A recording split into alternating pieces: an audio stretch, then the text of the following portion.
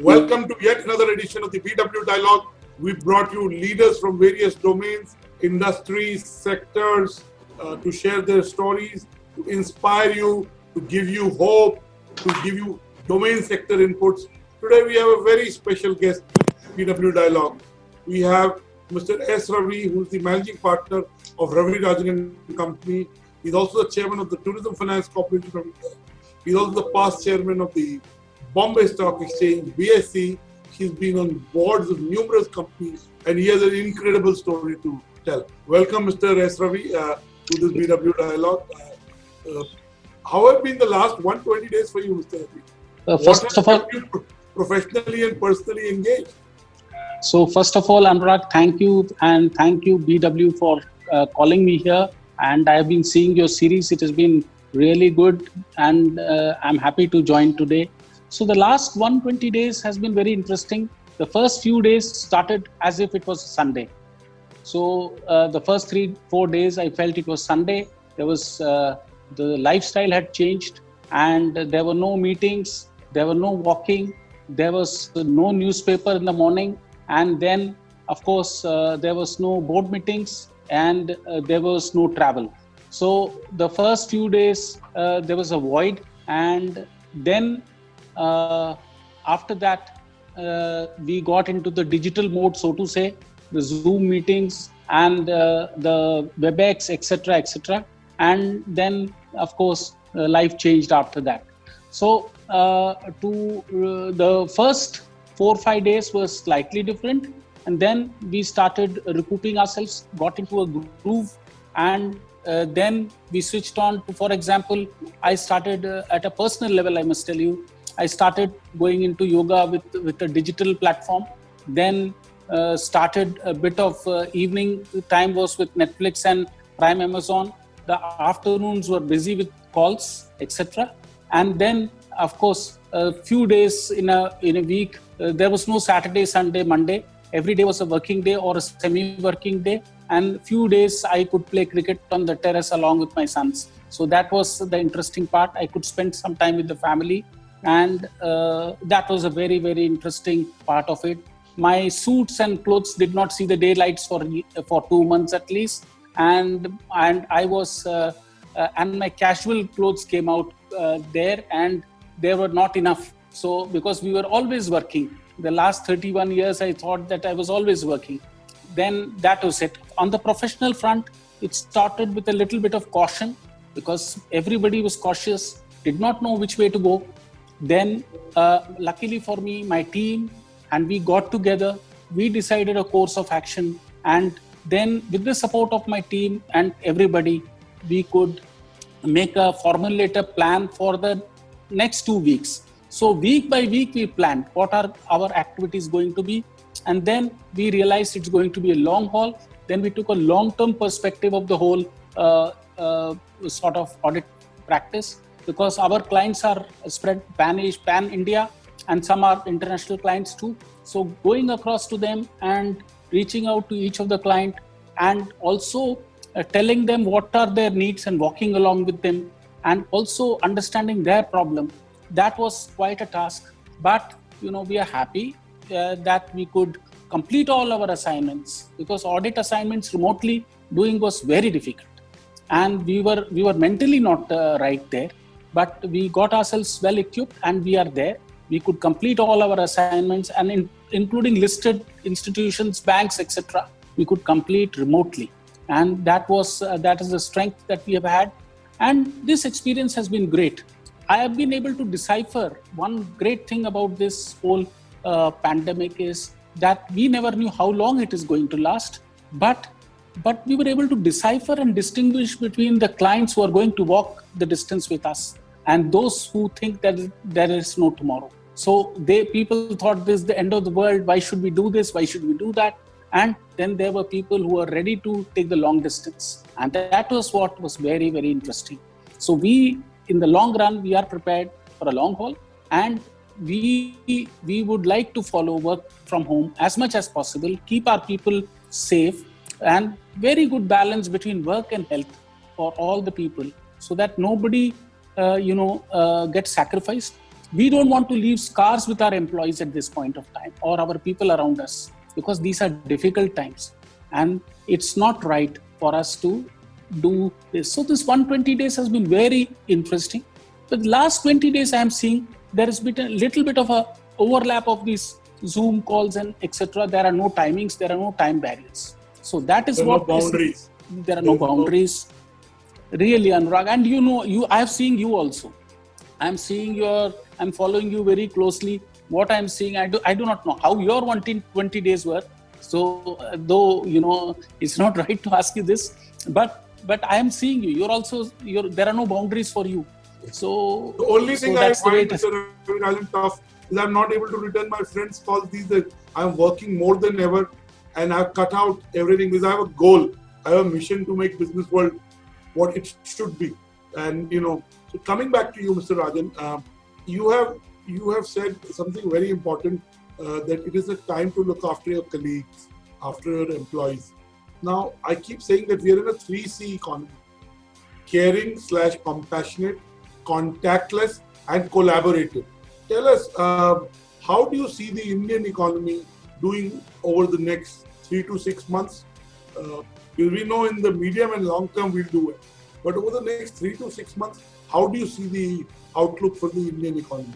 So the 3 to 6 months is going to be very tough, because what I find that the revenues are not coming in, and there is a transformation that is happening. Green shoots some places, and sectorally they will do, some of the part of the economy will do very well, and other sectors won't do well.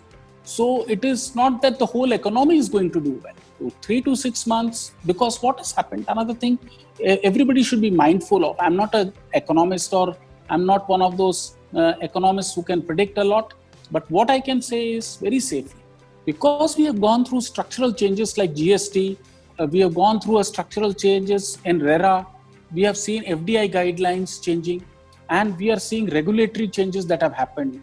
So all these things also take time to fructify. And this is the challenge that India is facing, because we are looking at a long run success.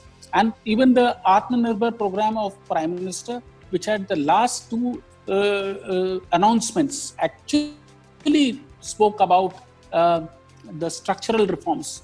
It means public sector, in each sector will survive, others will be disinvested. So 3 to 6 months, I find it are very, very tough, where we will see, and moreover, what will happen is the moratorium of the banks will also go away, and then August onwards, the repayments will start, and that is where is going to be a challenging period.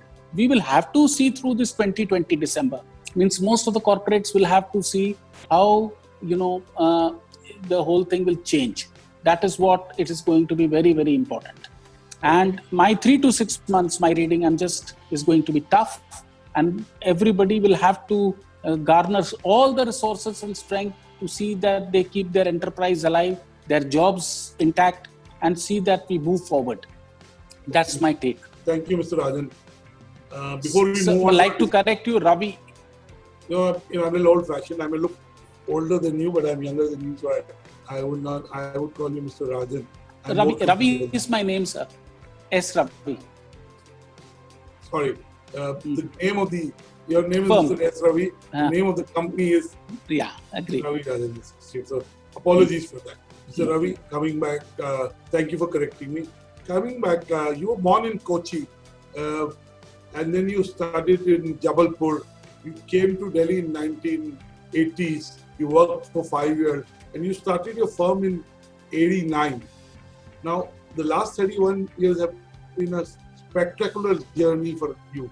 Tell us a bit about this journey, and what are the milestones that are very dear to your heart, Mr. Ravi, during this journey? Yeah. So I studied in Jabalpur St. Aloysius School, then Government Science College, and then my grandfather told me that I should do chartered accountancy. So I tried to keep his wish, because he had come to Jabalpur and he passed away. So I was feeling it was a moral responsibility on my part to do my chartered accountancy. And I started doing chartered accountancy in Jabalpur. Then I migrated to Mumbai. because for me, coaching, and that was very important. My maternal uncle, who hosted me there at that time, was kind enough to take care of me. And then I became a chartered accountant. Then again, I was going back to Jabalpur when a very dear friend who's like a mentor, a person who's very dear to me, Mr. Ajay Kumar, he told me, why don't you come to Delhi and start? So I worked for 1 or 2 years here, 3 years rather. Then I did a bit of freelancing, in the sense I started doing some family settlements. And then I sort of succeeded in that. Then I thought, now I'm ready to take up practice, because I was not sure. I had left a good job. That time, 10,000 was a great emolument to have. So I left that and plunged into practice. I was a black sheep in the family that way, though, because everybody was in the employment space. So I was encouraged by people who brought me to Delhi, and then I started my practice. So 1st May 1989 is the first milestone as far as I am concerned professionally. Then I got into the board of Dalmia Cement, 1994. I was hardly 32, 33. Then I was appointed on the board of UCO Bank as a government nominee, and which was a most challenging assignment to me, and it's a great milestone, because I knew that this bank is going to get merged, and we had to survive that. And I was part of the revival committee, and that revival committee actually taught me a lot. And we revived the bank completely. In 2000, it went into an IPO. Then I went into the board of Dena Bank, but that was another tough bank. Then 2002, I got into the board of IFCI, which was again crumbling. So that again, we brought it back from really a disaster, we got it back. But 2003, I was appointed the chairman of a committee. That is another great milestone for me, which was of Punjab and Sindh Bank, appointed by Government of India and also by Reserve Bank. This committee gave a road map for Punjab and Sindh's revival. And that was a really 3 months job. And that report, happily, I can share that it was implemented in full. Then 2008, I walked into a mega board called BHEL. It was a completely different sphere and environment, because so far I have been only in the financial sectors, banks board. So it was a very different, but I had a very good MD and chairman. So means we learnt a lot there. Then after that, I was in boards. I did about 40 odd boards, but then I became chairman of Bombay Stock Exchange in 2017. And I had the privilege of having an IPO of BSC, first time getting listed in another competitive exchange. That was not easy. So, but that was achieved. And then we had the great privilege to get into and start Gift City, our international exchange, which is now going to be the future of Indian trade market. So I think these were my board achievements in a way. Then on my professional front, I cannot share because there are code of ethics, etc. But I did 3 to 4 big family settlements, and it was a privilege, because family settlements are very difficult and charged with a lot of emotions, and also with not giving away at all. And even a settlement may happen, but there may be some sentiments which may be attached. So that was something. Then we did something called as a demutualization happened, Kanya Committee, where I demutualized Delhi Stock Exchange. And then many such things which I can't. Then I did this big Reebok thing in London, which was another, which is in public domain. So we did that.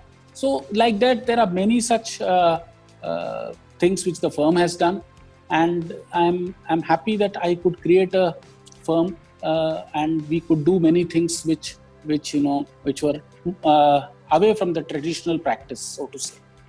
Okay, that's a lot in a 31-year career, and dare I say, you seem like you just started. You've also been able to build a fairly large CA practice. And tell us the secret behind that. And in spite of competition from Big Four, because your clients have the biggest names, they could have gone to a Big Four, but they've chosen to work with you. So clearly, your firm has something special, which has let you compete with the Big Four. So tell us a bit about your CA firm and why do you feel your CA practice can take on the world, so to say? So I would certainly say that our practice is very boutique, means it is focused and we have a lot of passion and there is a lot of confidentiality.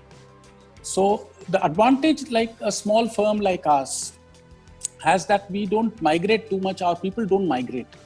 So the institutional secret remains as it is. That is the strength. Institutional learning also. You don't have to educate people on historical compliance issues. Correct. Or structures. So that stays.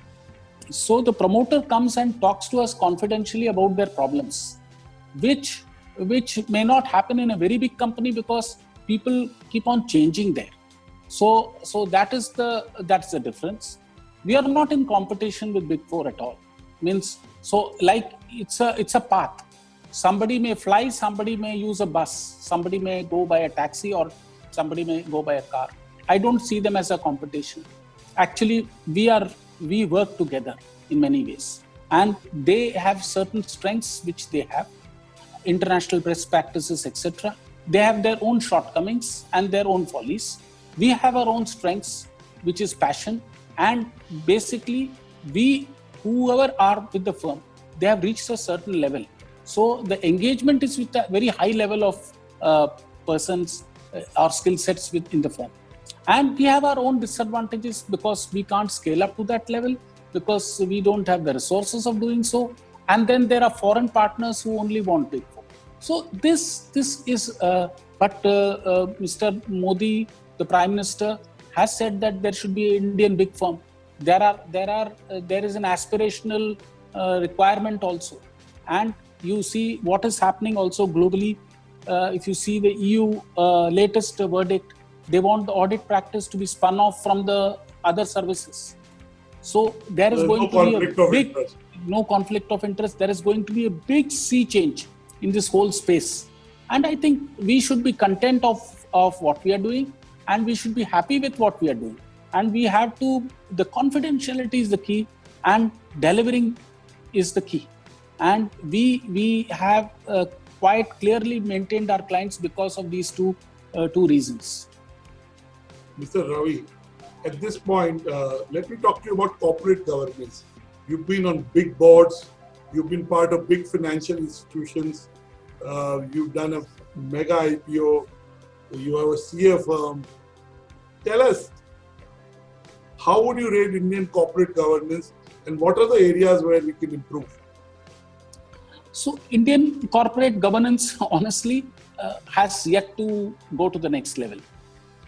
So we have done tick in the box, say get women directors, very good. Get independent directors, very good. Get independent chairmen, which has not happened, which will happen in a couple of years, which has got postponed, which may happen. So all these are steps which are very good. Uday Kotak committee has done well to take it from the Kumarabangalam Birla committee, which was their setup. So there has been a transformation and growth in governance. But are we there? No, we are not there. Because you see the amount of issues that have happened across. I'm not going to name any particular institution. Why has it happened? Even the stakeholder nominees have not played their roles there. So the governance has to improve. And there are certain areas, for example, the stakeholders, big stakeholders whose nominees sit. What is the process? What are the red flags they have used? So I think the governance needs to be really, really thought of. The another thing is the familiarity. You select people who you know, people who you know, friends club. And if I'm in so another very, very big practice which needs to be changed is one person is in 5 independent director in 5 companies or 4 companies of a particular group. Now, it looks like they are home directors. They are not independent directors. They're not external. They are not external. Suppose if it was 2 or 3, we can understand. But 4 or 5, they are not really external. Then what happens? The familiarity comes in. The rotation 2013 has been a great thing. But again, what we do, we rotate from this group of one company and bring it to the other one, in the other side of the group. So we rotate like that. So I think there is a relook that is required here. And of course, the other thing is also that really is a must, is the diversity should be well defined in the boards. That is not defined. So, for example, an engineering company should have somebody with an engineering background. So, and somebody should have a chartered accountant. Somebody should have particular legal expertise. So that is not very well defined, and the choice is left.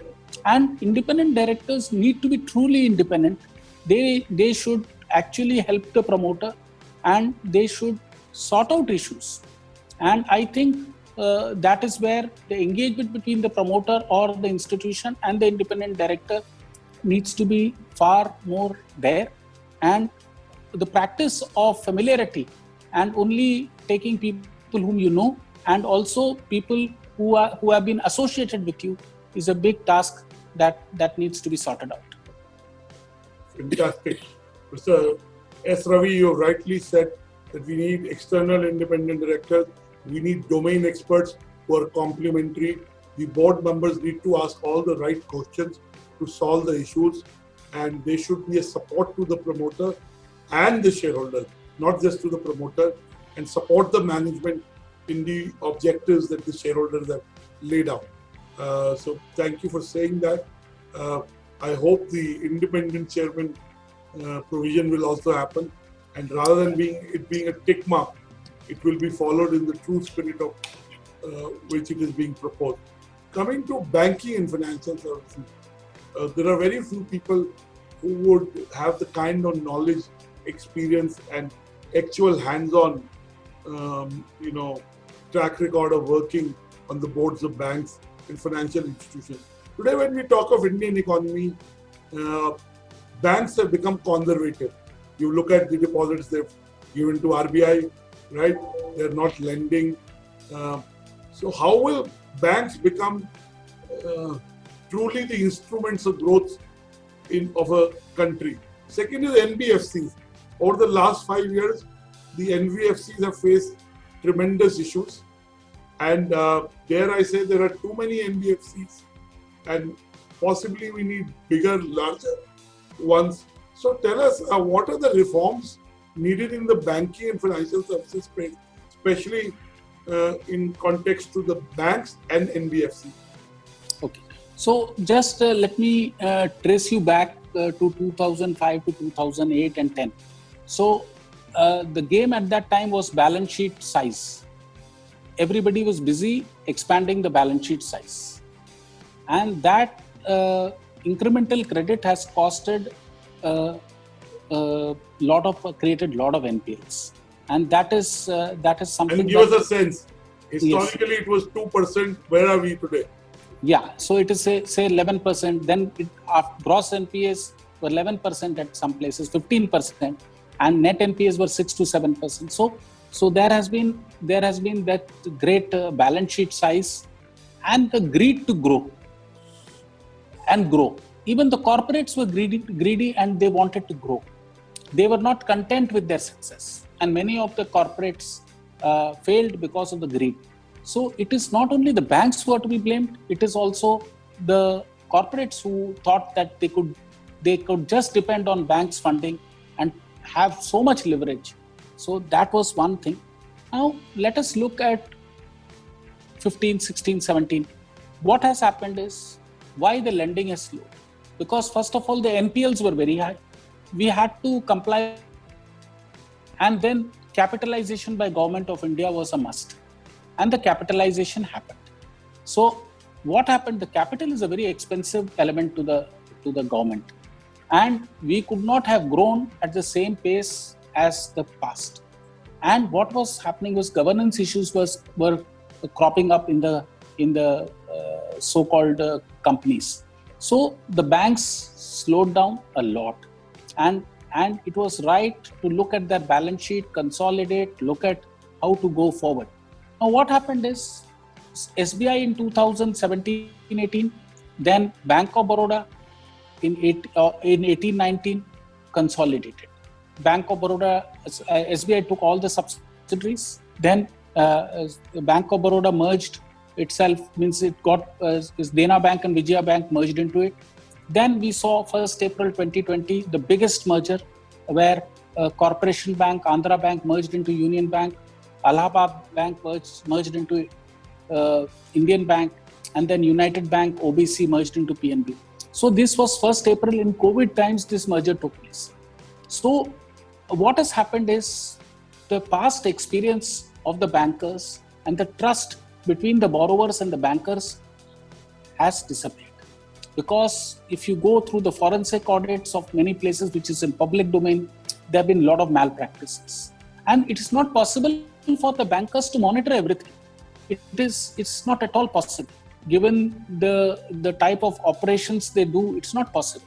So a lot of accountability issues came across. Now this trust deficit needs to be actually eradicated, because the bankers are taking decisions and the bankers want to take decisions, but we need to distinguish clearly between business failure, and that's a key to the whole thing, malafide intent and bona fide failures.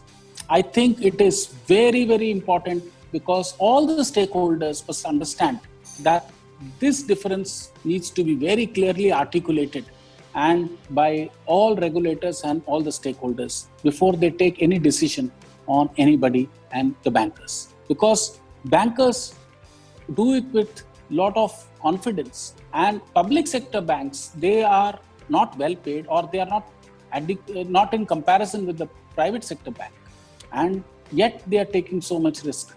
So I think we need to create that environment of trust, and even the corporates who want money should engage and tell them the truth, that this is the problem, we have a solution, this is the solution.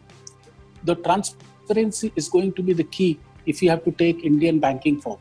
That's my take on Indian banking. We are going to be having, we have had a good merger. 6 to 8 months, you'll see a lot of benefits of this merger, because size is going to be a very important thing. Then I see the next level is the digital aspect of banking, and that is going to take the banking right across. Like, for example, how they have been able to consolidate in this COVID times through digital methods. So they have the ability to do so. So the digital platform is to be fully capitalized by the banks. That's the way forward. Thank you so much. About NBFC, Yes. it was a long answer. So about NBFCs, there has been a mushroom growth of NBFCs, and there needs to be a consolidation and relook at the NBFCs itself. So a lot of NBFCs were floated in 5-7 years and they thought they will do very well, but it's a very tough business to be in. And I think promoters and institutions with deep pockets can only survive this NBFC phenomena, because they don't get cheaper money. Their cost of fund is high, and their risk appetite is also high, because risk is high because they are lending money at a higher rate. So I think most importantly, the NBFCs will have to reshape and also look at their governance. So that is the first take that I have. And those who are only working for valuation, these NBFCs, will perish. That is my take. I think that's true for every business. These days we don't say unicorns, we say proficons, profitable unicorns. Every business, we need to go back to fundamentals. That's right. The metrics of profitability will matter.